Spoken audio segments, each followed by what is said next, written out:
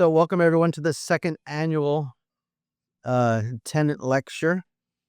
I'm Ryan Danker. I am the director of the John Wesley Institute here in Washington, D.C., and we're excited to have all of you here in person and online. Timothy Tennent is not only one of the most widely known figures in the Wesleyan world, but an internationally recognized expert on missiology and world Christianity. As of 2025, he is the Methodist Chair of Divinity at Beeson Divinity School at Samford University, where he oversees their missions and world Christianity curriculum. Before going to Beeson, Tim served from 2009 to 2024 as the president of Asbury Theological Seminary. It's very widely known. It is the largest Wesleyan seminary in the world and one of the top 10 largest seminaries in the United States. Prior to Asbury, he taught for over a decade at Gordon Conwell Theological Seminary in Massachusetts. He was first ordained and spent many years in ministry in the United Methodist Church, serving under appointment in, as they say, in Georgia, and then later filling in various ways in Massachusetts. In 2023, he transferred his ministerial credentials to the Global Methodist Church. I do want to note, because we did talk about this a little bit today, Tim, he is the direct descendant of William Tennent, the founder of Log College, which was the precursor to Princeton University. And of course, I think one of his most important titles is that of the Distinguished Scholar of the John Wesley Institute. Tim holds a BA from Oral Roberts University, an MDiv from Gordon Conwell, a THM from Princeton Theological Seminary, and the PhD from the University of Edinburgh. Tim is married to Julie, and they have two children, Jonathan and Bethany. Join me in welcoming Dr. Tennent.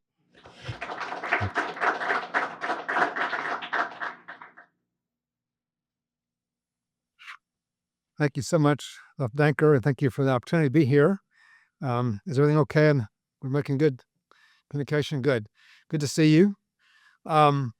It's a really an honor to be part of this institute and to be able to give this lecture every year. And I thought this year, given the context of the war, it might be helpful to have this particular topic I'm calling Longing for the Lost Caliphate, the religious context of the current conflict with Iran.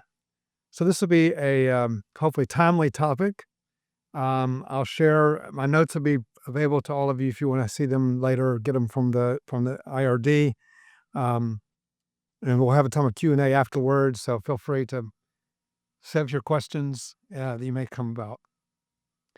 The U.S. and Israel are involved in a serious conflict with Iran and various proxies of Iran in the Middle East, including Hezbollah in southern Lebanon, Hamas in the Gaza Strip, and the Houthis in Yemen. This conflict in the media is essentially presented as a political and economic conflict, and of course it's certainly that, but it's also more than that. Many Iranians and many Muslims in the world see this as a religious conflict. We often don't realize this in the West, but the official name of the Houthis is the Ansar Allah, which means supporters or helpers of Allah. Hezbollah means the party of God. The term Hamas, which we hear all the time, is an acronym for the phrase Haraka al-Mukawana al-Islamiyah, which means the Islamic resistance movement.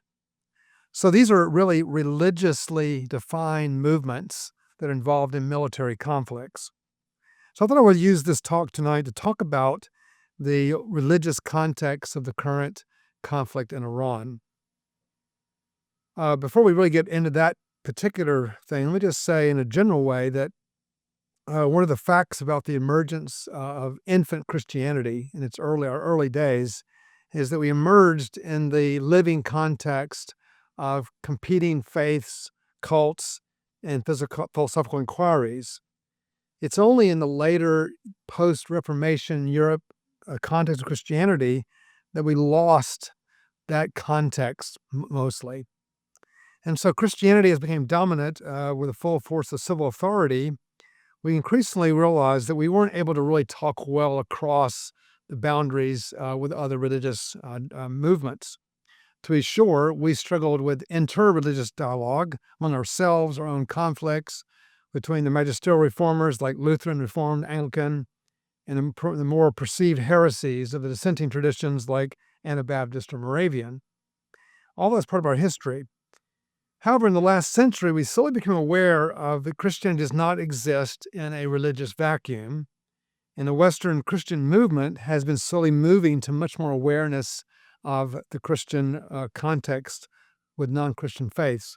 So my thesis tonight, if I can just put it on there, is that because an authentic encounter between Christianity and the non-Christian religions is an essential feature of our global witness, because we're called to witness to the whole world, it is vital that we reflect on the neglected religious dimension of the current conflict in Iran. Now, exactly when this really began to dawn on us, I think it's important to recognize that if you go back before the Reformation, there are many, many examples where Christianity was very involved in, and I'll give you a few snapshots, in other religious contexts. For example, Thomas Aquinas, we all know about his Summa Theologica, but not so much his Summa Contra Gentiles, a lot of a 5-volume work which explores relationship between Christianity and mostly Islam. Aquinas writes because Muslims were still a large part of the population of Spain at that time, and it was in the 16th century. Luther is the one that translated the Quran into German. It's the first translation of the Quran into a Western language was by Martin Luther. He made frequent references to Islam in his table talk. In the 18th century, Jonathan Edwards developed a lot the concept of religious disposition, and he was extremely fascinated with the Christian interaction with non-Christian religions.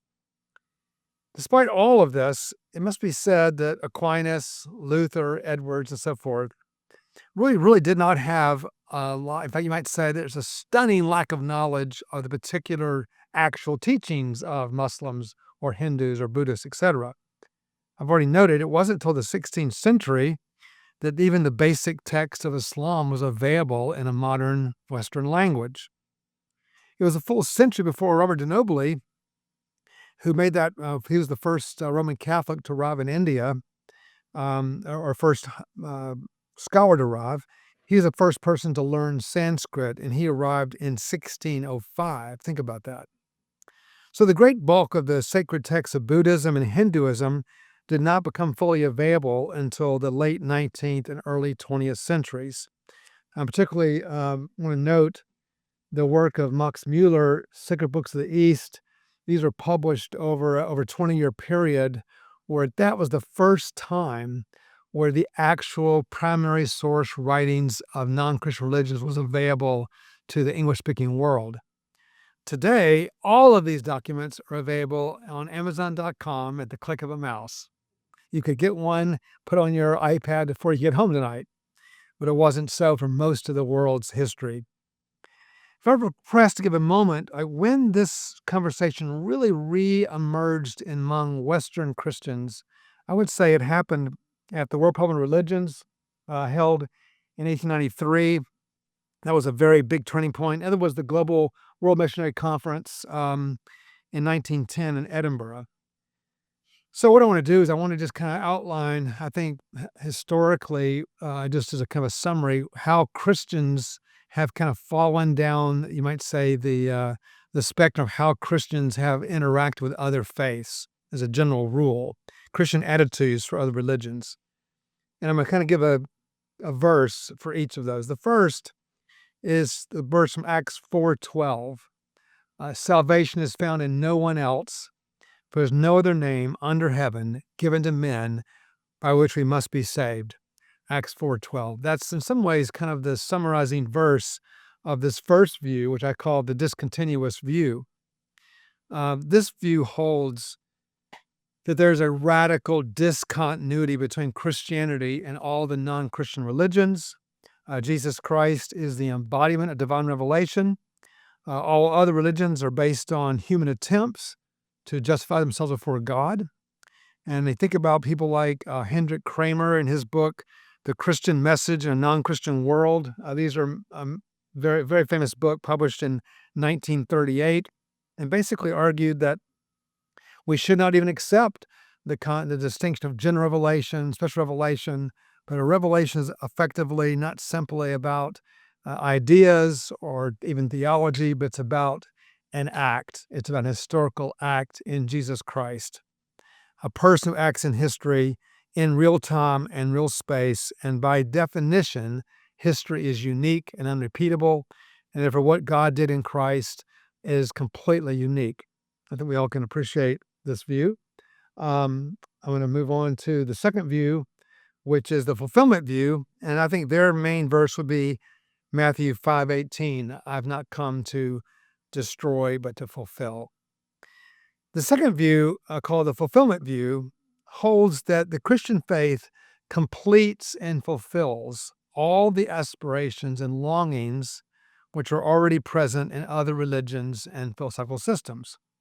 This view presupposes that God is active in working the hearts of non-Christians, unbelievers, and seeking to draw him to himself. I think about books like John Farquhar's book, Crown of Hinduism. This is a very well-known book. There's also a book called Not to Destroy but to Fulfill by Eric Sharp. And these books look for not for discontinuity, but for continuity, saying that Christ woos people and he fulfills the hopes and aspirations of other religions. If they're truly pursued, then ultimately they will lead one to Christ. So, for example, if someone came to Christ from Islam, they would say that Islam was preparing them to receive the full revelation of Jesus Christ. Christ demonstrates his supremacy, they argue, not by destroying religions, but by fulfilling them.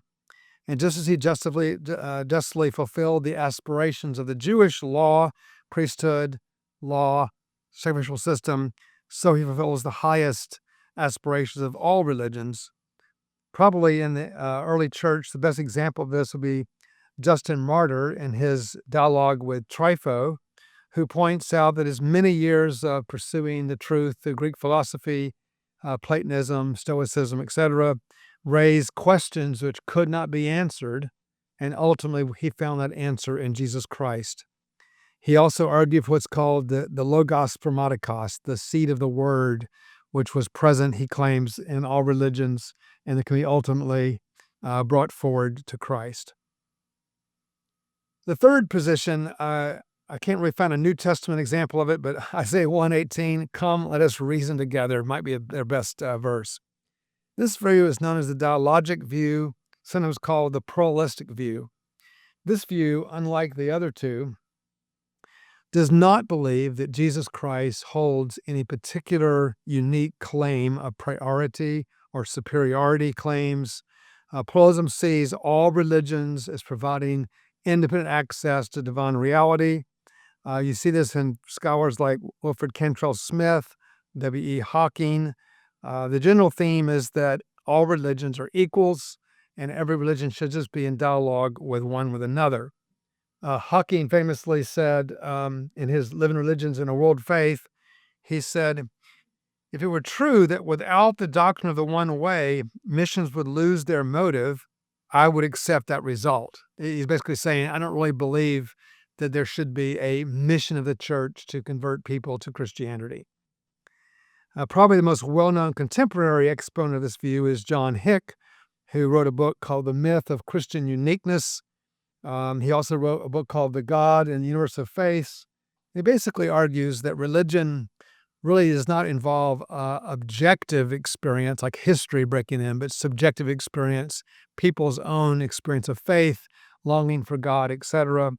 And this view argues that religions differ only in a matter of degree, not any fundamental nature of reality. Now, maybe be aware that the church has at times also held all three of these views in big portions of the church. For example, in the heady days of the 19th century, the fulfillment theology was all the rage in the 19th century.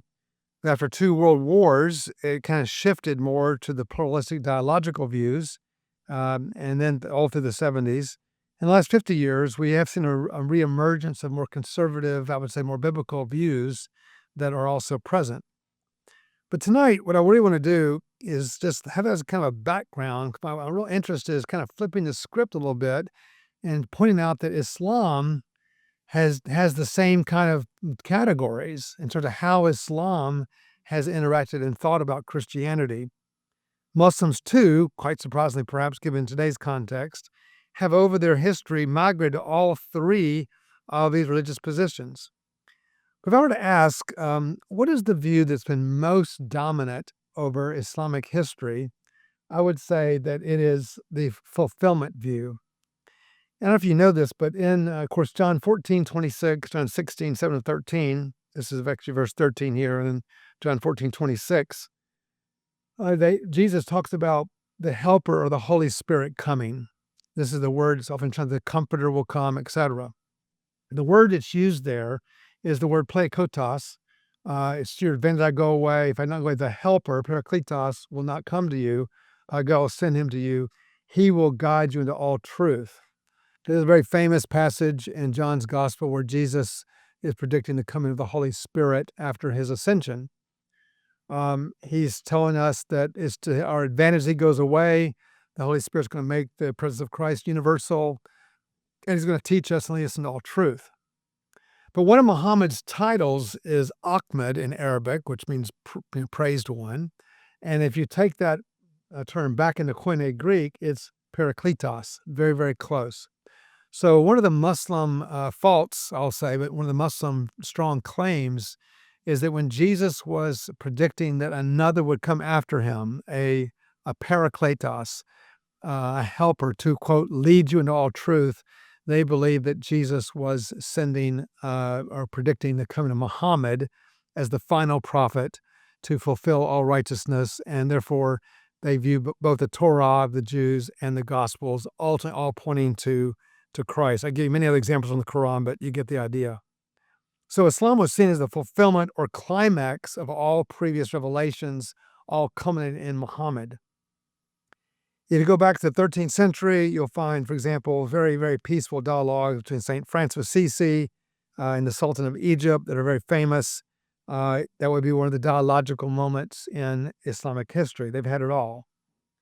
But today we live in what I call a post-1924 world. Now, we'll have to look later tonight what we mean by post-1924 world, but that's 102 years ago. Something happened in Islam which has completely changed kind of where Islam is in their history. And so we now live in a time where Islam has been, as we know from looking at the news, has been deeply migrating to a much more confrontational view, and that's affecting a lot of politics today. So we're going to kind of go through that story here in a little bit. So Islam, just to refresh your memory, emerged in the 7th century. Muhammad's born in the late 6th, but eventually his first, quote, revelations in 610 AD. Became a dominant global force in the year 632, which is the year of Muhammad's death. Now, if you look at the period from 632 to 732, okay, 732 is the year that Charles Martel defeated the Muslim armies in Poitiers in France. This is the Battle of Tours. So that 100-year period, which the Muslims call the glorious 100 years, is a dramatic expansion of Islam in the world. I have some things to show you here from pictures. This is actually the beginning of Islam's spread very quickly after Muhammad's death. So you have Islam spreading across North Africa. Just please remember, now today we associate North Africa so decidedly Islamic, but this was the heartland of Christianity. There were 50 Christian bishops in North Africa at that time. This is where, Augustine and Ambrose, and I mean, there's just so many amazing church leaders from North Africa, right? So, of course, the Holy Land, and then all the way out, to Iran, and then eventually they spread up into Spain. I'll show you the map later, but eventually it's in Poitiers, the Battle of Tours, where you have the Torah Martel stops the Muslim the armies. And Islam actually, if you look at their map, actually I don't have the map. I thought I had a map of the whole area. I don't. Okay, if you look at the map of Islam in its full spread after the 100 years, it goes all the way to India, what was in those days India. Today it's Pakistan, but the Muslim part of India, which became Pakistan at partition, all the way to Western China, which today is, of course, the Uyghurs, which are still Muslim, across North Africa, across, the Mediterranean, all the way up into Spain. Basically, Islam hasn't lost any of that territory except for Spain, and it took 800 years for the Muslims to be driven out of Spain. So this is a extremely remarkable event from the Muslim point of view. It was done through Islamic armies. It was done through treaties. There were some countries that wanted to fight, and there were quite a few battles. I mean, the Persian Empire, Byzantine, etc. There were places like Egypt and Syria that signed agreements to become Muslim. But this was a dramatic expansion of Islam from 632 to 732. Now, the vast territorial expansion of Islam should remind us from the inception that Islam had a vision for a caliphate. Now, a caliphate, when Muhammad was viewed as a caliph, which means a leader, the head of the community. The caliphate is a vision for a fully united religion which unites mosque and state. So this is not a view of religion which simply says, well, religion's about morals and ethics, and we're gonna let politics and social rules be kept in a political sphere. It was a full unity of church or mosque and state. So this happens, if you look at the history of Islam, Islam went through 4 caliphates. We're not going to go through what happened and the wars and all involved with this, but they have gone through 4 caliphates. And they've had various what they call fitnas, which is a civil uprising. They had, challenges, various things happen on the way. But if you look at this map, you can see that Islam had an unbroken caliphate from the time of Muhammad all the way until 1924. Now, I told you that 1924 is a really important date to remember. This is the really turning point which defines Islam today. Okay, this 100 years of Islamic history is profoundly different since 1924. At that point, something happened pretty dramatically in the world, in which is not talked enough about in the West, and that is the coming to power of Ataturk as the first president of Turkey. Now, Turkey is an unusual country because it spans both Europe and Asia. In some ways, that's almost geographically significant, because it shows that part of Turkey's, dynamic and challenge was are we East, are we West, are we Asian, are we European? So Ataturk had a vision for a different kind of Islam. At the point of the time that Mustafa Ataturk became the first, he's their George Washington, when he became the first president of modern-day Turkey, he decided to push through a number of reforms. He had just come to power in 1923. So they had many, laws that are passing, but the 3 most important happened in early 1924. Now, they're unfortunately, like our laws, they're just given numbers. This is law number 429, 430, 431. You think they would have a little more classy names for these things, but these are super important laws. The first law, 429, it abolished Sharia. It expelled the Ottoman ruler, Abdulmajid II. 430 united all of their education as one educational unit that was basically saying that Muslims, Christians, Jews, whatever, would have the same educational system like we have in the U.S. And thirdly, this is the big one, 431, they abolished the caliphate and expelled all of the Ottoman leaders. Now, you cannot fully appreciate what it feels like for Muslims since 1924 to have the caliphate abolished. This is the point you must understand tonight. 1924 is the birth of modern-day Islamic fundamentalism. And we often think about, it's when they, plowed in the World Trade Tower. No. This started in 1924. Now, it's been building steam dramatically over the last century, but it began in 1924. To this day, Muslims that are like devout Muslims are very upset that this happened. And again, Ataturk argued for a more privatized Islam that was more like how we understand Christianity. Other religions have this as well, but that was not their idea. So what happened, and there have been, by the way, other phases of fundamentalism in Islam over the years, but this particular one, this is the most important one in 1,404 years of their history. This led to a number of groups who arose to denounce what they called fake Islamic rulers. I mean, it was in those days Ataturk, but today it's especially geared toward the royal families in the various Gulf states that we all know today. Al-Qaeda is the one that gave us the fundamentalist movement, which brought bin Laden, who you think he's hard on the U.S., calling us the great Satan, all of that. He had declared the House of Saud much more harsh terms. The Al-Qaeda, ISIS, Al-Shabaab, the Taliban, all of these regard the royal families as heretics, live in immorality, unfit to govern, especially the cradle of Islam in Saudi Arabia. So within 25 years of the demise of the caliphate, major works began to emerge. And these are books you may not be aware of, but these are extremely important books in the Muslim world. One is called In the Shade of the Quran, which is, I would say, not so much a book as a commentary that was released over quite a few years by Sayyid Qutb. He went through the entire Quran and reinterpreted every verse of it. It's like a commentary on the Quran that reinterprets the entire Quran in light of contemporary fundamentalist ideas. He wrote a book called Milestones. Sometimes this book is called Signpost. This book, when the U.S.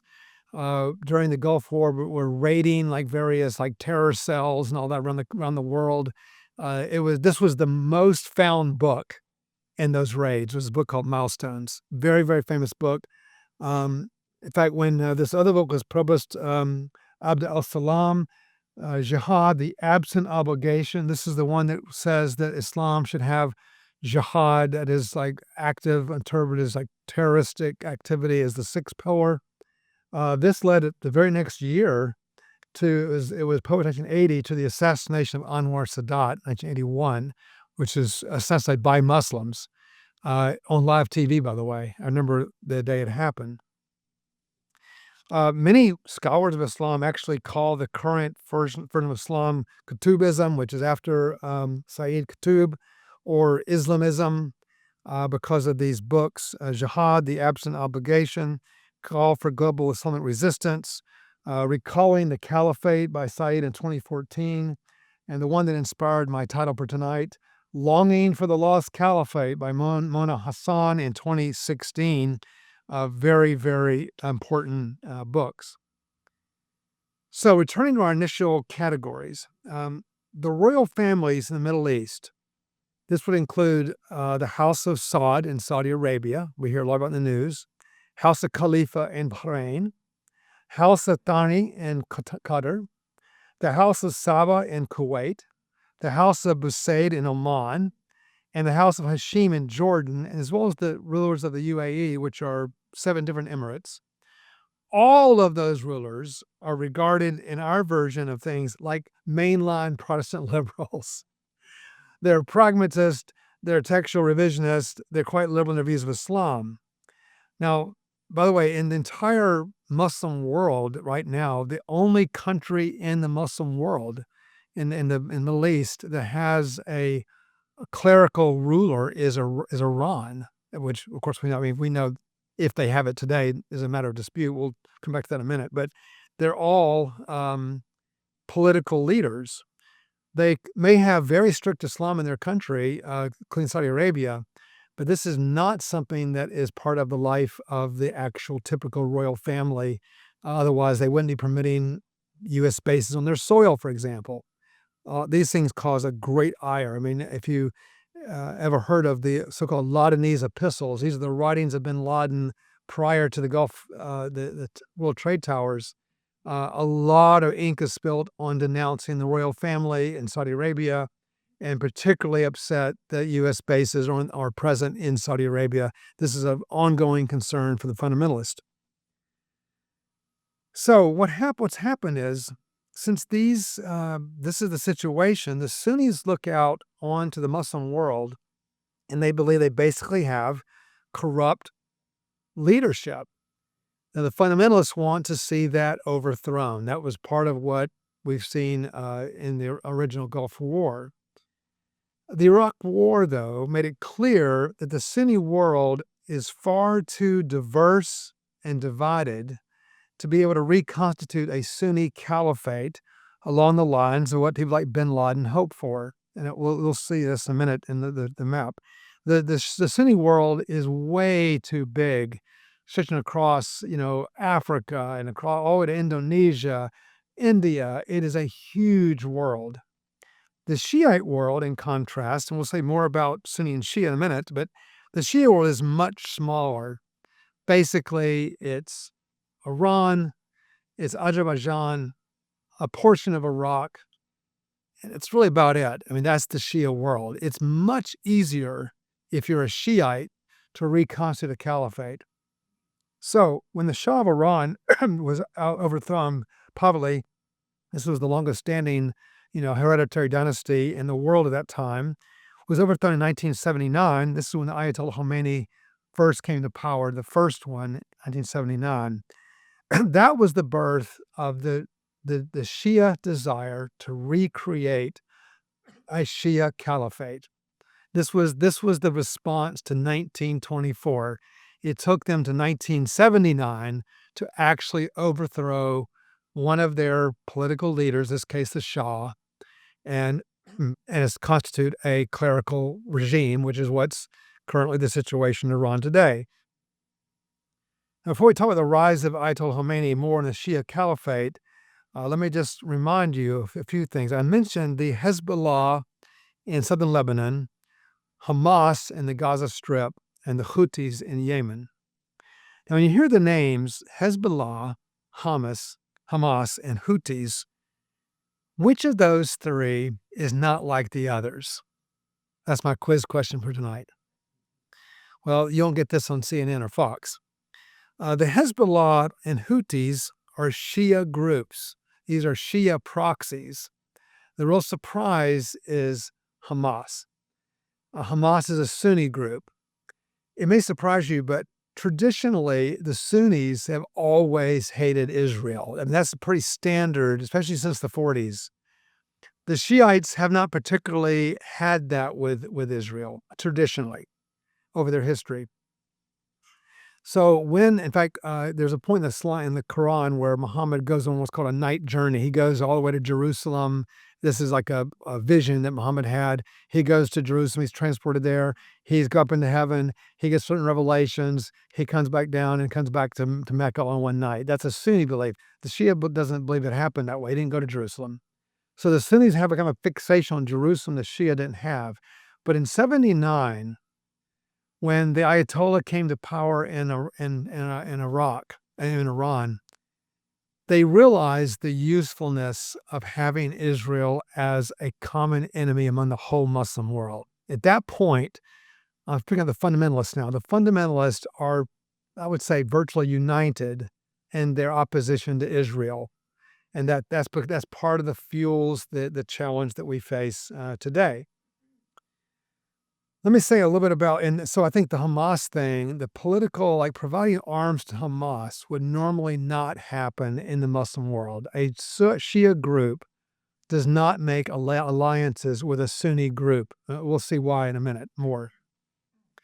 But this shows you kind of the pragmatism that's happening in the Muslim world in terms of the fundamentalist agenda. They want to destabilize the Muslim world and, of course, the West in order to do in other countries what they did in Iran. Now, let me just clarify about, because we have different backgrounds here, the Sunni and Shia and where that is and how that happened. So, by the way, this is my kind of rough definition of Islamic fundamentalism, I'm referring to this as kind of a broad movement which is seeking to recapture the original message of Islam and reinstitute the caliphate. This is also very important to bin Laden in his writings before 9/11. They're challenging a lot of mainstream Islamic interpretations of the Quran and the Sharia tradition, and they have a particular interpretation which is recast as recovering the truest essence of Islamic life and thought. Okay, so if you go back in history, I want to clarify how we got Sunni and Shia, where this comes from. So we talked earlier when Muhammad died, there's this caliphate that emerges, and these are the first four like caliphs of Islam. This is called the four rightly guided caliphs. This is when Islam is united. This is like in the Old Testament, the Saul, David, and Solomon. Before you have the North and South Kingdom interrupt. This is that kind of thing. So they have a united kingdom up to that point. At this point, there's a civil unrest in Islam that essentially fights over two things. The first thing is who is eligible to succeed Muhammad? Who can be chosen for that? The Sunnis believe, and they have hadith or traditions that support this, that say Muhammad said anybody could be the next caliph, if they're qualified, if they're, can lead armies and they can unite the community, presumably anybody could lead the Muslim community. This is a vision for a huge kind of global community, and the Sunnis to this day strongly believe that. The Shiites say, no, no, no, this person must be a blood descendant of Muhammad. They must be blood descent of Muhammad. Okay, that's the first thing. But the reason they said that was because the second reason, the Sunnis understand that when Muhammad died, revelation was over. That's it. The Quran is completed. His first revelation happened, in 610. It goes to his death in 632. It's a 22-year period where the Quran comes. There's 114 chapters of the Quran. That happens when he's dead. That's it. It's like, that's the canon. That's the Muslim canon, as it were. The Shiites say, no, no, no, no, no. There's what they call the imamate, where certain Muslim leaders would actually receive not just the office of Muhammad, but the mantle of Muhammad. That means they could actually speak prophetically into the Muslim community and provide, divine guidance to the Muslim community. Now, the Shias are divided, to be fair, between whether they're in the history of the whole world. Are there 5 of these people in history? Are there 7 in history? Are there 12 in history? The people that now govern Iran are called Twelvers. They're also called Imamites. And they're the group that believe that in the history of the world, there have been 12 of these exalted imam figures that provide divine guidance. Now, put yourself in the shoes of a Sunni. This is like somebody who would say, we don't believe the Bible, stops at 66 books. We believe that new things can be added. Well, we call that Mormonism, right? I mean, I'm saying this is how it feels to a Muslim Sunni when they say there can be these 12 figures that provide additional guidance, all right? That's a big, big challenge. So that's the first thing to kind of keep in mind. So what happened was, this is the first 4 caliphs. Well, once they got to this point, they had a big discussion about this, and they had their first civil uprising, and they made an agreement. And now this is like, from the Sunni point of view, when 2 Muslim groups get together and they have a fight about something and they finally reach a treaty, then this treaty is like, that's what we decided. So what happened was, they agreed if Muawiyah would be allowed to be the next caliph, which is what happened. But Muhammad had 2 grandsons by his wife Fatima. Okay, these are 2 really, this is the Prophet's grandsons. They're very important to Muslims. And so the point was that Hassan would be the next caliph. He's always saying, you know what, we get your point. let me serve first, and then once I'm finished, it'll pass over to you, and you've got your blood descendant. Is kind of the idea because none of these first three were. I mean, the second, the first one maybe a little bit, but they weren't a blood related to Muhammad quite in the way that Muhammad, it was all through marriage. So that was the agreement they made. Well, you can see. Well, you can't see this now, but Muawi was a lot older than Hassan. So he realized at some point that, it could very well be that I could die before Hassan, it comes to power. So the belief is he was poisoned. So when he poisoned, this was a problem. He died. That was the agreement. And so they decided to make an agreement that his brother, Hussein, would be the next caliph. So they basically had a treaty they signed, which would agree to that.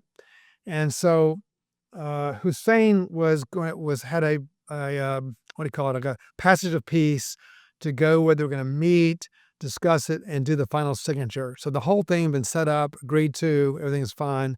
So Hussein was promised safe passage. Now, don't just keep in mind, this is the Prophet's only surviving grandson at this point. So Hussein gets there and realizes something's not right. They surround him and they murder him. He's killed. Okay, this is known in the Shia world as the martyrdom of Hussein. If you go to the Muslim world, in the Shia world, and I've actually been there and watched this ceremony. It's unbelievable. This is on the 10th day Haram. This is in the first year of the Muslim calendar, the 10th day. These young boys and men in general walk to the streets and they will flagellate themselves, causing blood on their shirts. This is like their version of a passion play type thing. They self-flagellate, and their whole point of this is to reenact the martyrdom of Hussein. All right. So this is much worse than like in the Western history, like, the massacre of Glencoe or those kind of events. But in the case of the Muslim world, this is rehearsed every year. It's reenacted. You're passing down vengeance. The Shia believe that the Sunni were completely treacherous in murdering Hussein. And so the murder of Hussein is a huge event, and it's caused a lot of bad blood between the Sunnis and the Shias. So they don't trust each other. There's a huge, long animosity. And now in 79, with the rise of Ayatollah Khomeini, they have taken up this belief that this is our opportunity, and this may put it bluntly, but to stick it to the Sunni world. The Sunni world is too divided, too diverse to put together a caliphate. But Shia, it's just Iran. And now that the Gulf War has happened, which Iraq had a Sunni leader, they now have a Shiite leader. And this is their moment, from their point of view, to reestablish a Shia caliphate and prove that they really are the true Muslims, the proper successors of Islam. So we are now in a 100-year period where the fundamentalists, and particularly in the Shia world, are trying to press what they believe is their opportunity. Now, if you look at this, this is kind of a picture of Sunni Muslims versus Shia Muslims. All right. So this is think how the size difference, this is 85% to 15%. Okay. If you look at all these are Sunni Muslims, these are Shia Muslims, they're a lot less. Okay, this is the map I want to show you. So this is the kind of the vast sweep of the Muslim world where they're dominant. This is the Shia world right there. So you can see, if you put yourself in Iran's shoes, this is their opportunity to reconstitute the caliphate. If you look at more up close, where is there like little stronger notes of Shia? You can see it's pretty high. I mentioned already Azerbaijan. There's parts of that. Iraq, pretty high percent. This is, I think, higher than it actually is, but it's certainly very, very high. And then, of course, this is where the Houthis are. So this is a pretty manageable place where they can have their caliphate. And this, I think, is essentially what they're trying to do. If you also look at who the Shia are, they are by and large not they're not Arab Muslims. Okay, so when you think about Islam, the vast majority of Muslims are not Arab. They're like in Indonesia or Turkey or wherever, they're Turks or whatever. But if you look at the Shia world, these are uh, Persian Muslims. So basically, Sunni Islam in the Middle East are mostly Arabs, and Shia are mostly Persians. Again, that's why it's strong in Iran.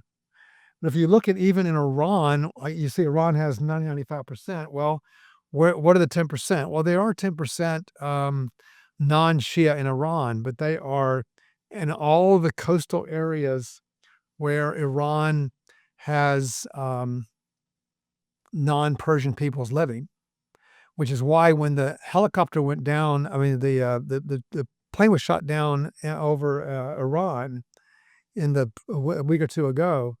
It fell down. It happened to come down in an area of people that are generally not opposed, generally are opposed to the clerical rule. It was like the best place to go down. I mean, if you can go down, it could have been a lot worse. And we're also very thankful that he was retrieved.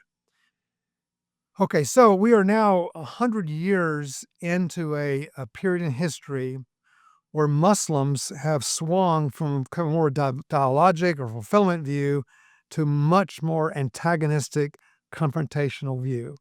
So you go back to 1924 and before, the fundamentalists would have been probably 15% of Islam. Today, it's a big, big portion. It depends on where you are in the world, but it's a much larger percentage. So it's that group is growing in Islam. And that group is trying to make its reference, especially in the Shia world. Iran is seeking to reestablish the only likely version of the caliphate. And many of the fundamentalists throughout the Sunni world as well believe that if they can put Israel and the U.S. to heel, and then they will have the freedom to overthrow these secular Islamic countries, their rulers. There's no doubt that people like King Saud, the King Fahd of Saudi Arabia, they're trying to walk this fine line. They want to be religiously Islamic. They want to make sure the conservatives are happy, but they definitely do not want a clerical rule in their countries because they'll be out of power. So they want to maintain this kind of dual connection, East and West. At this point, the Shia clerics are, as you know, very unpopular in their own country. They can't afford to give up power. Their only hope is to somehow hold out until this war is over or until Trump's presidency is over, whichever comes first. I don't think they believe, who knows what they believe, but I don't think they believe they have to win any military victories. They just have to stay in power, find a way to stay in power. I don't think they particularly care about the people's woes about this. They just want to stay in power. They have enough power militarily to quell their military to quell any internal uprising. And of course, whenever any country in the world is bombed, it has a way of it creates patriotism among people in general. So it'd be a long time before we not kind of how this plays out in the long run. So in conclusion, let me just say this. As Christians, we believe that the only hope for the world is Jesus Christ. We also know that the power of the gospel is found in that Jesus concentrated the entire world's evil and bore it on the cross of Calvary. Jesus bore the sin, suffering, and pain of the world, and this is good news for everyone, including the Muslims. But we must be vigilant that the Christian message not get co-opted for political ends only. We understand the importance of politics. I want the Strait of Hormuz open like everybody else. I'm glad that Iran will not have a nuclear weapon. I'm glad that Iran might be held back from supporting proxy groups that are destabilizing Israel. I'm happy for all of that. But I'm also concerned about the opening of Iranian hearts to Jesus Christ. What you may not know is there is a Christian revival happening in Iran. I just came back from Manila. I was a speaker for the Every Nation conference. They work in 84 countries. Over half of the countries they work in are closed countries. So I had meetings with the Chinese delegation, with the people from Bahrain, people from Iran. We had quite a few Iranians there, telling us what is happening in Iran right now with Christianity. It's remarkable. Many people believe that Iran has probably one of the fastest growing churches in the world right now, in terms of just numerical growth as a percentage of the population. And so it is remarkable. I think it's happened is because of the wars and the destabilization of the Muslim world, we have seen a dramatic rise in sorry, I'm going the wrong direction. In I'm going to come back to this real quick, but in Muslim immigration. So if you look at the number of, this is the Christian number, okay, a lot of Christians are now in diaspora in the world, which means they're being, like for example, the Philippines, their number one export is people. And so you look at the Filipinos around the world. I mean, a place like, let's take Saudi Arabia. We don't often realize this, but Saudi Arabia, we think about in our country, we have like 15% immigrants. In Saudi Arabia, it's over 90% are expats, probably 95% expats. So the average like Saudi, person that's actual Saudi, they're all millionaires. They're all the recipients of all the oil money. They're required to tithe in the Muslim. They don't call it tithe, but the zakat. They do not lift a finger. Assad would never fill a pothole in a street, would never build a building like this, would never repair an elevator, would never do anything like that. This is all done by expats brought into the country. So these countries in the Gulf are very sparsely populated with indigenous people that actually govern the country and live there. It's mostly people who do stuff are expats who live there. So there are millions of Christians who are doing childcare and menial jobs all over the Muslim world, even though it's against the law to convert someone, from those people groups to Christianity. But you also have a huge rise in Islamic immigration on the world. So Muslims are now coming into Europe, into North America, where they're in proximity with other Christians. I'll go back real quick to this slide. This is a little bit, this may help us tonight. I think we all know the history more recently, but just to give you a picture of this. This is 1979. Of course, this when the Shah was overthrown, when he was outside the country getting an operation. There was a short 2-year period where the Shah agreed to try to institute. The Shah. The Shah agreed to institute democracy. Only that's for 2 years. So the only experience that Iran has with any kind of democracy was a little 2-year stint. This person eventually nationalized the oil fields, so he was overthrown by the CIA, MI6. Then you have 79 when Ayatollah Khomeini comes into power. That's the beginning of Shia theocracy to this very day. You recall that they had taken 56 hostages for 444 days. And if you remember 1981, when Ronald Reagan was coming to office, they were a bit concerned about what might happen if Ronald Reagan became president. And therefore, literally at the very moment when Ronald Reagan was being sworn into office, is when they released the 444 hostages. And they literally passed him a note on the dais right here in the Capitol as he was being inaugurated. The hostages were just released. After 444 days, he died in 89. And then you have the one, Ayatollah Khamenei, who's the one that was killed in the airstrike February 28, 2026. And supposedly, Mojtaba Khamenei, his second son, has been named the supreme leader. He has not been seen. Nobody knows. But again, they're determined to keep the theocracy going. So this is like supposedly who's in charge of Iran. I mean, I think the IRGC is probably in charge, but we don't know this for sure. But supposedly he's in charge. He was his second son. Back in the 79, the word Ayatollah was a very expanded term. It was a very rare term. It means a sign to God. This is where they get their word for that verse of the Quran, ayahs. It means sign or signpost. Then eventually, if you got to a certain point with good grades and you graduate from their Sharia school in Iran, you could be called an Ayatollah. So there was like a multiplication of Ayatollahs. And so now this person's called the Grand Ayatollah, and that's the position that he's in.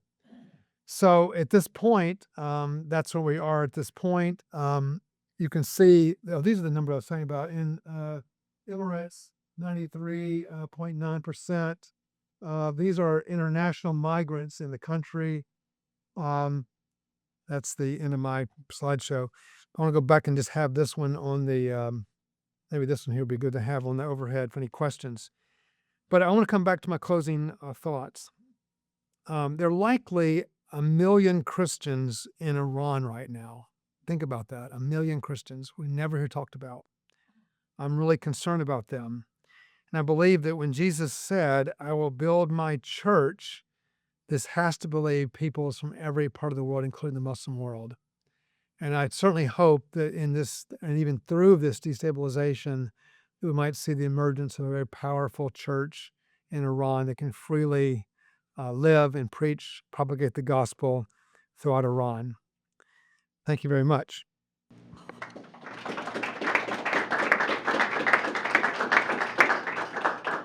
So what we're going to do now is there's obviously maybe questions you may have about either Islam in general or about particularly this current crisis and what's happening with the war in Iran.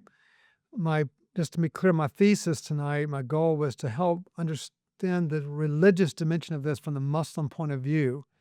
I remember one time we got a call from Condoleezza Rice. This was at Gordon Conwell during the Iraq War. And Condoleezza Rice contacted Gordon Conwell because the State Department at that time did not know where Sunni and Shia lived in the world. They had no demographics on that. And I worked at that time for a center which did have that kind of data, and we knew where Sunnis and Shia were down to the district level. And so we provide that information to the State Department. I think now they're much more aware of it. But I still think that the discourse today is mostly about politics and economics, which of course is very important, but it oftentimes ignores kind of what this looks like religiously from the Muslim perspective. Why would they, like, for example, why would they not negotiate in better faith, when they've been military defeated or whatever? It goes back into a lot of the way Muslims think about from their point of view, the loss of this caliphate would be catastrophic for Islamic fundamentalists. And right now, Iran is their greatest hope for that. Okay, let's open up for any questions or comments you may have.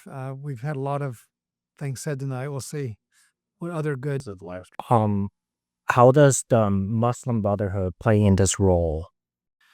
Yeah, the Muslim Brotherhood also founded in Egypt. All of these early writers I mentioned earlier, like Qutb, these were people from Egypt. And so the Muslim Brotherhood was started in Egypt as a way of creating basically groups that would read these books together and then spread the message of jihadism and Islamic fundamentalism around the world. These groups have been very popular. They're found all over the world. And so the Islamic Brotherhood is part of that, the network of how they network their message out to ordinary Muslims that are disenchanted, disillusioned, whatever. Because I think Saudi and a lot of the Arab countries, they banned the Muslim Brotherhood because of the influence that they had in the big world. So how does this play out into the future and the current situation happening in the Iran? Well, I think that the Muslim, you have to look at Islam goes, most Muslims are not in the Middle East, but if you look at the Middle East, the Arab countries, I think the hereditary families there, the royal families, are scared about the whole thing. They do not want. They want to be conservative Muslims to make people happy, but they don't want to get out of hand because it means their own overthrow. because these movements are in fact destabilizing for them too. And we never talk about that side of it. But if you're like the royal family in Saudi Arabia, you also feel the pressure of this because they want to play both sides of this.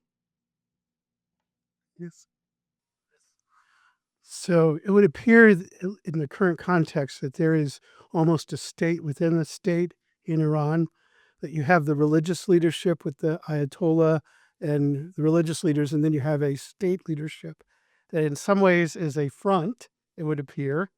And then you have the army of Iran and you have the IGRC. And so how religiously motivated is the IGRC?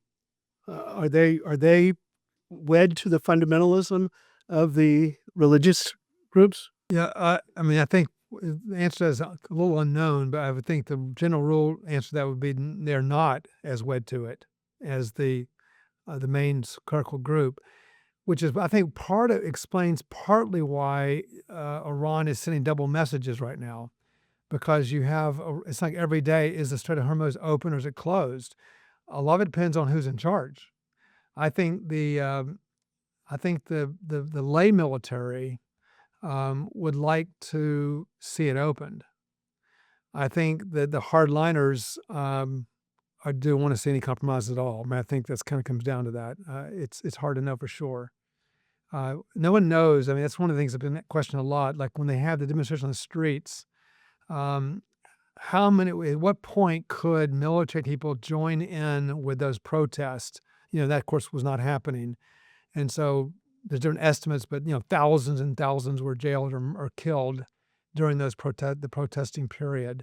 So, but once the war stops, like really stops, we'll finally see what the sentiment is. And at that point, we'll see what happens to the Revolutionary Army. Other questions? Yes.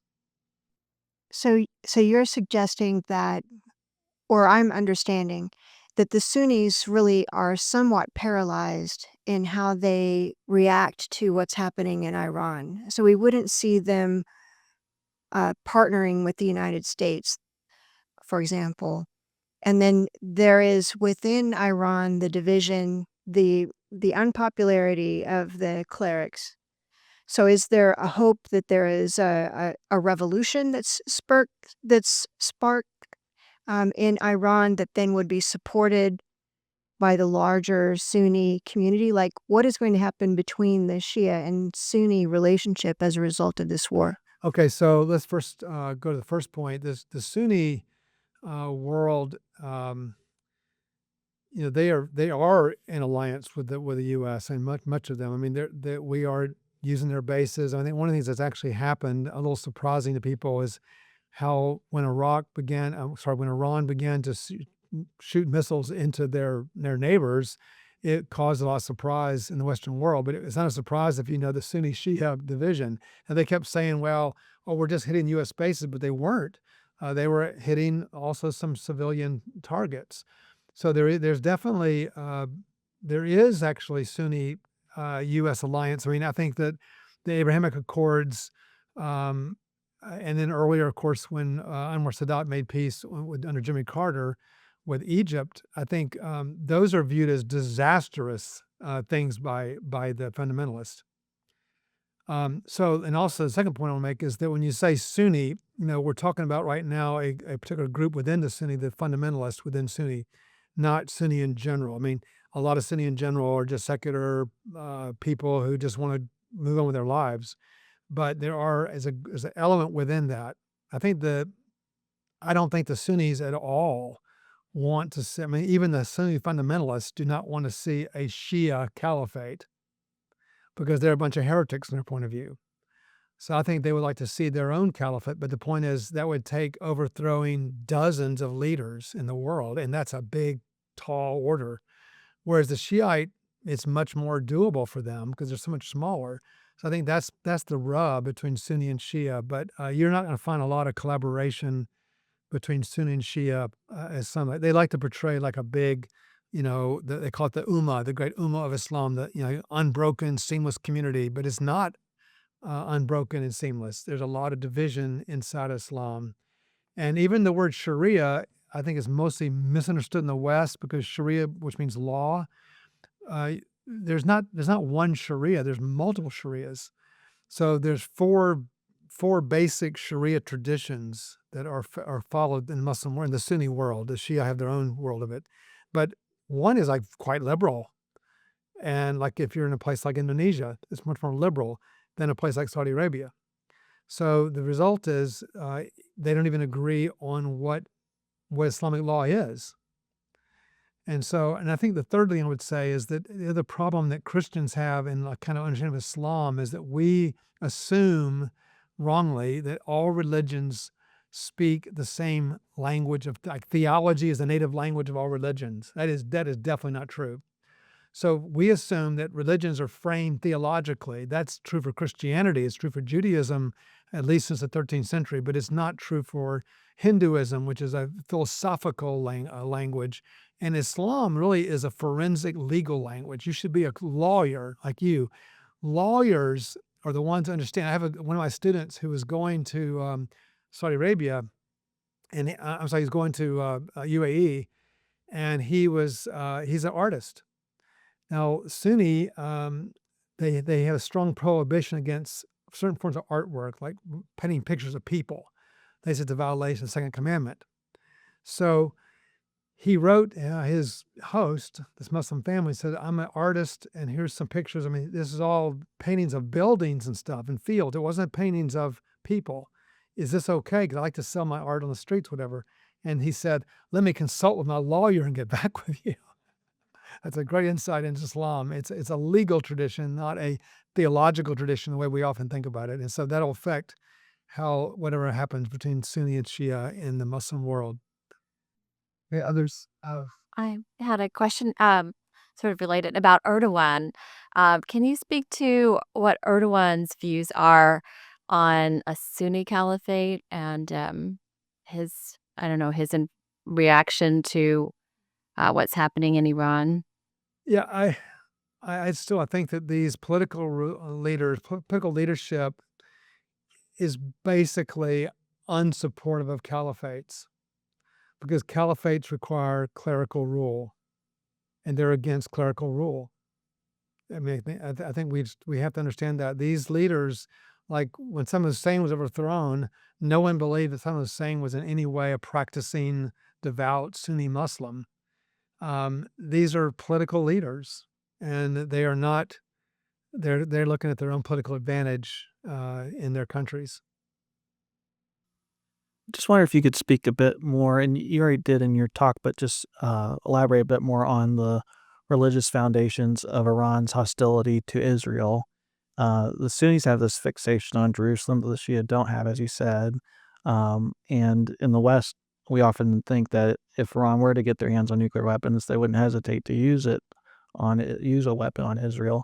But how well-founded is that hostility from the Shia tradition and from their religious viewpoint? Yeah, unfortunately, it's kind of a divided. I mean, just back to the night journey of Muhammad, the Quran is the kind of the holy book of Islam, but Sharia, which is their legal tradition, which is what really matters, is taken from the Quran and the Hadith, which are collections of stories of Muhammad, things he said, things he did, etc. And that once that goes into Sharia, it doesn't matter where it came from, it's in Sharia. It's that kind of thing. So therefore, in the Hadith that Sunni accept, they believe that Muhammad had this nighttime journey to Jerusalem. And to be fair, there are many Shia who also believe that. But there is a division among some Shia who believe that the night journey went to Iraq, not to Jerusalem. So there was just a little more peacefulness. I mean, the Sunnis are the ones that control Jerusalem. So they had more interaction with them negatively. Islamic history, unfortunately, when Muhammad, this is one of the ironies of their history, when Muhammad was under siege in Mecca, if you go back and say, like, the Muslim era begins what's called the Hijra. This is when Muslims fled Mecca and fled up to Medina. The reason Muhammad went to Medina was because the Jews provided safe harbor for him. And so it's really ironic that Islam had its beginning because at that time, these Muslims were part of an Abrahamic movement that was pushing for monotheism in Arabia. But within 7 years, you had major battles where Muslims were slaughtering Jews from the very beginning. So unfortunately, the Shia, or sorry, the Sunni are the ones that particularly want to go back to those battles, because the battle there's two battles: the Battle of Badr, Battle of Uhud, and this explains a lot also about politics, because the Battle of Badr is where there are only 316 Muslims who were fighting 3,000 people that came against them, and the Muslims won. And so they call that the mother of all battles. So it goes down in Sunni history as we can face like innumerable enemies and come out on top. It's like Afghanistan. Russia goes in and invades Afghanistan for what, 8 or 9 years, and they can't defeat Afghanistan. They didn't have any military at all, hardly, and eventually the Russians left. That's the mentality in the Muslim mind. The Shia did not have that experience, and so they don't rehearse that as much. So there wasn't the sense that, Israel's this, you can imagine from their point of view, Israel's a very powerful military. I mean, it's like shockingly powerful given how small it is. You have to where is Israel on the map? It's so small. And they're this very powerful military. And because of that, they are like the great power to bring down. And that's something that's rehearsed more in the Sunni world. And so the Shiites really didn't get into that so much. In fact, not just that, even the whole Palestinian cause. Another thing about that was because in Hadith, the Sharia does not allow for suicide. Okay, so they allow for martyrdom. So martyrdom was perfectly allowed. If you're in a battle and you get killed in a battle, you go to heaven. But that's like passive martyrdom, killing yourself, blowing yourself up. That started in the uprising in Palestine. That was a new challenge, and many Muslims did not go for that. And even when 9/11 happened, there were 60 Muslims that were killed that day in the World Trade Tower that were had bankers and lawyers or whatever. That was against Sharia law. But so this has really also fractured them in terms of how that comes out with Israel. And I think that they finally realized that they would get more political support when the fundamentalists, if they all united on that point. And so we're getting a convergence of negativity toward Israel. I mean, it's always been bad, but since the Israel's nation emerged, but it seemed to have gotten worse in the more recent period. You mentioned about the Shia Sunni in a very broad sense. What do you think about the majority of the Sunni Muslim, not elite or Arab with oil, but I'm from Pakistan, and my understanding is this majority of the Sunni Muslim, do not like these Amir and King, and if they have chance, they would, kick them out of the power, but they don't have. So Iran basically doesn't have much sympathy for Palestinian. You just said they are Sunni and Iran is Shia. Iran is just trying to make brownie point among Sunni Muslim to kind of become a leader in Muslim world. That even though I'm Shia, but Islam or Muslim cause are more dear to me than Shia or Sunni thing. Yeah, I understand it. Yeah, agree. I do agree. And the second thing, how did our attack on Iran help 1 million Christian in Iran? Thanks. Yeah, that's a great question. I have no idea the answer to that. We don't know how many Christians have been killed in the conflict. We have no idea. The Christians we met with in Manila, at that point, people were just fleeing, away from the coastland. But at this point, the war expanded, of course, throughout the whole country. And I think that we don't know the number of casualties and how many were Christians. But, obviously it's sad if Christians are getting killed inadvertently.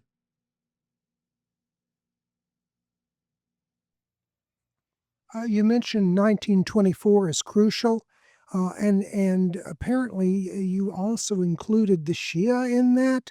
Would the Shia have recognized the Ottoman Caliphate? Would they have thought that that was the caliph? And I mean, I've never thought that the Shia would have a caliph. I thought that was not in their system.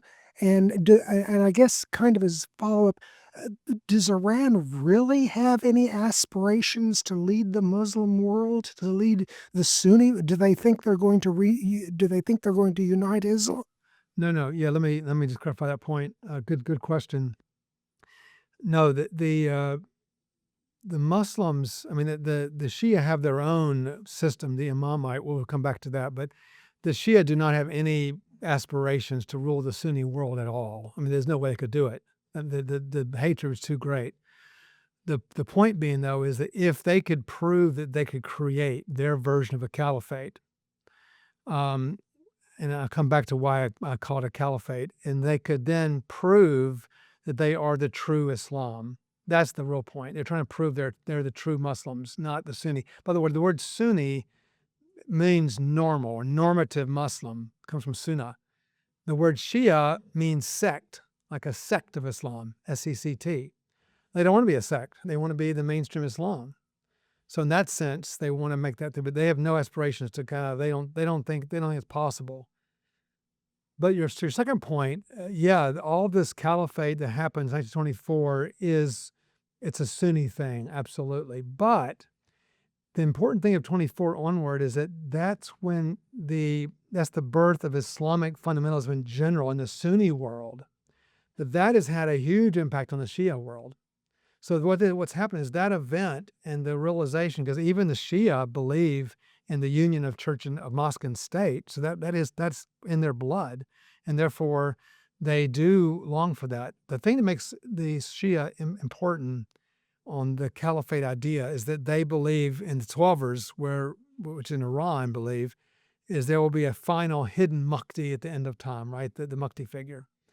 So they believe that this whole coming together under clerical rule will allow this figure to emerge, which is the final messianic figure at the end of all time.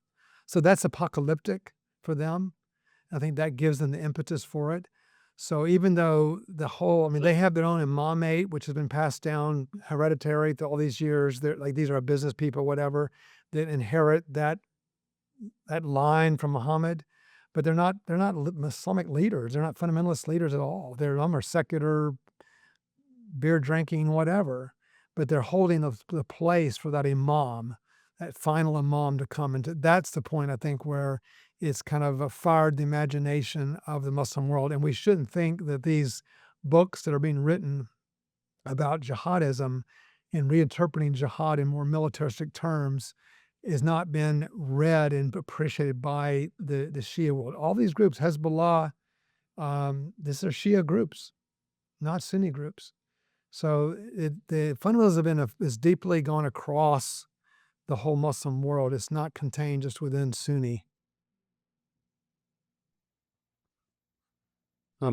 Hi, my question was also about 1924, but more in the sense that, from my understanding, there were a lot of uprisings from the Arab world against the Ottomans going on at the time. So was their viewing of this, the abolishing of the caliphate as a catastrophe, more of the abolishing of the caliphate as a concept, or the abolishing of the caliphate as ruled by the Ottomans? Because if you make an analogy, it sounds like the Italian president comes in and says, like, all right, the Vatican's gone. And then you have some group over here in Spain maybe that says, okay, well, this is good for us because now we can claim the caliphate. So I guess it seems like a lot of the Arabs would have said, oh, this is great for us because now we can reclaim the caliphate down in Mecca or wherever it is. But yeah. That's another great question. I do think that's a fair point to say in some ways 1924 is more of a symbolic point. I think so, but it's important. I mean, the point is that fundamentalism in Islam is trying to recast Islam and reread the text of the Quran. So if you read these books that have been written, they're talking about it as if it was the end of the caliphate as a functional Islamic rule, which, as you said, was not true. It was more of a. But the fact that it was legally abolished is like a point of contention. It'd be like the Roman Catholics deciding to abolish the papacy. That's how it feels to them. And so, in that sense, I think it's probably historically a bit more symbolic, but I think the power of the symbolism is it gets interpreted in populistic terms that grab the Muslim heart, you know. I think you should be given time to have a question. Oh, I'm sure you've seen polls the last several years of Iranian religious affiliation where a majority of Iranians say they are no longer Muslim. Maybe a quarter to a third are agnostic, and another third are theistic but no longer Muslim. And the believing Muslims are, according to these polls, maybe down to 25 or 30%. Assuming that's true, what will that happen to fundamentalist Shiite Islam, do you think? Yeah, that's true, of course, over the whole Muslim world. There's a lot of, I mean, there's a distinction between someone's kind of cultural religious affiliation and their actual practice, what they believe or whatever. And so that's a problem. But again, the Muslims use that, the fundamentalists have used those statistics to fuel their fundamentalism. They're saying, look at the movies, for example, that have come across from once the internet really got going. You had endless array of the worst kind of movies from the Western world that get dumped in the Muslim world, and they just viewed it as all corruptive. So they're looking at a way to see how can we legally, because this is, again, it's a legal tradition. It's not about changing people's hearts. And therefore, because of that, they do rely upon a kind of legal vision for how they're going to rid the Muslim world of unbelief and of westernization and all of this. And so even that to them is just another example I should work even harder, because Iran, of course, has a very unique history, proud history of science and, I mean, math. I mean, this is the heart of the Muslim, brilliance that has been so amazing historically, that's now being so dismantled through this regime. Thank you. With regards to the 5, 7, or 12 kind of imamate successors, is that kind of like understood as there being 5, 7, or 12 successors at any one point in time, or over the course of all of history? And is there any kind of agreement as to like who the 5, 7, or 12 could have been or could be? Or are they still to come, perhaps, or something like that? Right. So because the Shia world is based on a succession of people that, are from Muhammad, there are times when there are more than one that could be that person. So, for example, let's take the Seveners, for example. The Seveners believe that the seventh one was Ismaili, but that was a competing. The other ones don't believe that it was somebody else. So what you have is, to answer your first question, the Imams 5, 7, or 12 happens over the whole of history. And so it's not something at any one time. So it's all over with from all of them. It's all in the past, except for the last hidden imam at the very, very end. But it's because they disagree about who the fifth one is, or the seventh one is, or the 12th one is. That's the problem. Yeah. Join me in thanking Dr. Tennant.